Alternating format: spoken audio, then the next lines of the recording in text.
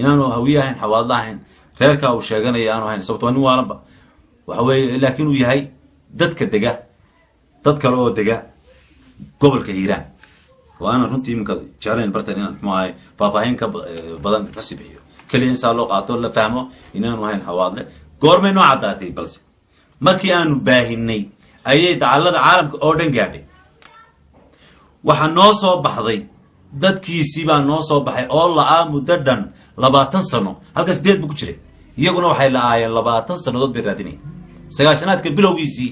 ayaa lagu raadinay dagaaladii ugu dhacay maxay xaga Muqdisho Sacuudiga ayuu ka yimid filaya xagaas dagaalad baa u dhacay bilowgii sagaashanaadkii Muqdisho dagaaladii ka dhacay ee baabiyay Soomaalida halkaas uu ninkii maxay lagu waayay ku firdhaday maskaxda wax ka soo gaareen isku day inuu tahriibo xaga Sacuudiga burco soo gaaray burco maxay isagoo nin waan dadkii reer burco ayaa noo waramay inuu ninkan aanu caadi ahayn markii hore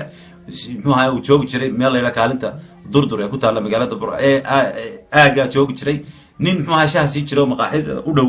joogay ayaa maxay maalin ay wax isku khilaafeen oo maalin subax oo careysna uu dhagax ku dhuftay halka iyo aloosha meel ahayd laabta beerka adu dhagax mu quruftay madaxa magana dhagax ugu dhuftay saacada kadib ama maalin ama isla maalintaas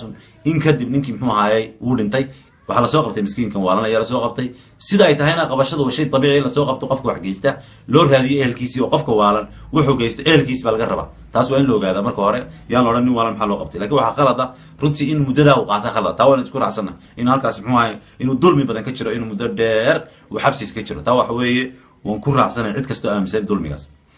laakiin in qal qabto wala qabanaya qofka marka hore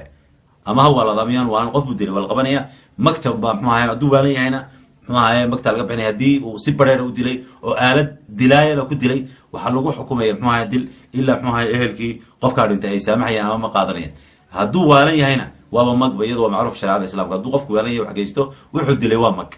oo yaa laga qaadaya kuwii maxay maktab maxay عاقلتي ما جفيدي أيها اللي قاضي dadkiisi ehelkiisi iyo beeshiisi marka ninkaas muxuu ahaayay waxa weeye waa dadka degan muxuu ahaayay gobolka Hiiraan ayuu degaa waxaan runtii aan raacinay inta ninkan waxa weeye nin 8 sano ku jira xabsi maanta uma baahna inuu xawaadlo noqday inuu hawiye noqday inuu saaq noqday inuu dadka iyo Soomaalida kala noqday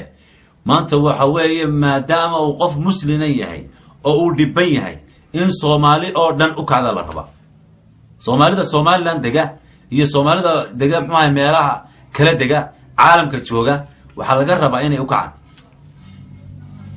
kacaan baa laga rabaa waxaan ka xumahay oo aad uga xumahay cidii ogeyd ee wuxuu qaban weeyay baan ka xumahay burca waxay leedahay culamaa diin waxana loo ma qaban burca waxay leedahay madax dhaqameed waxana uma qaban burca waxay leedahay wax garad way garan waayeen inay ninka waalan wuxuu qabtaan aad baan uga xumahay